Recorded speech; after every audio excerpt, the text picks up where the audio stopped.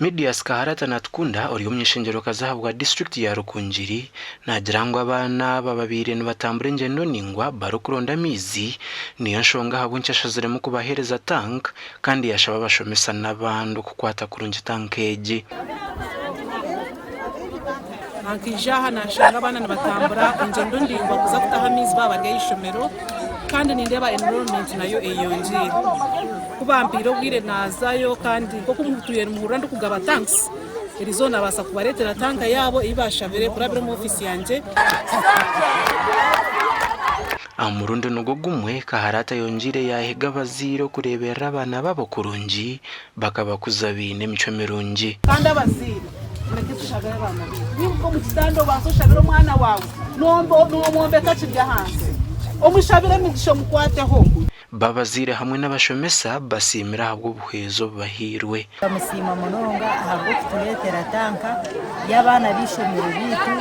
kandi hamwe nangwa n'abaturage n'ukiraza kutuganizamo akadagira ngo twabone tanka turaza kuba twina mizi full time kandi n'ubuyobozi ndateka teka ishomero hamwe twabubingaho ubwagenda ngweno abana bitu nyamakuru baza kuguma banywa mizi marungi baza kurya banabo mu ngaro bashemererwe abazire twatukikira tusima ruhanga nitwabwe gitanga umugandi abaturana bembezo umucyanga cya Kabare bayoreko kwera cyarangwe shayo nambiza kumarwa hendwara ahubuyobora ry'amizi eritekere musheke umucyangeki ubwo hate sande yo nehwire abantu muri Kabare batwire batine mizi kandi hate kidomora kiri hagati ya 15 n'13 aza ndikureba twagenda turamara sande zirayika hehibiri amizi gatariho mu Kabare town ahandi tinkumanya mugito bari mu town ya Kabare ndikureba ngo tuyino ubuzibu bwa mizi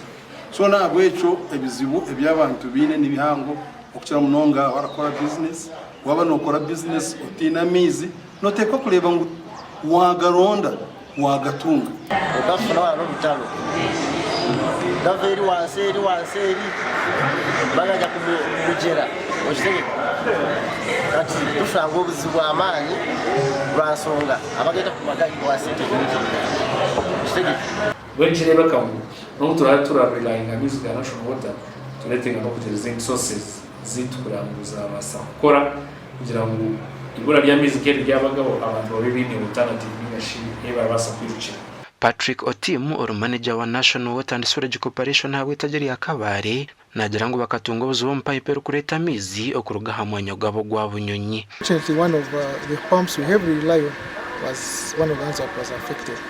but we are putting a replacement which was sent from Kampala, so we are fortunate enough that we are able to get one in time. Icyanga cya Kabare cyakatunga aho gaburemeza ubw'amizi inkoburoho hati gasha kwa Dan basibye hamwe na Job namanya.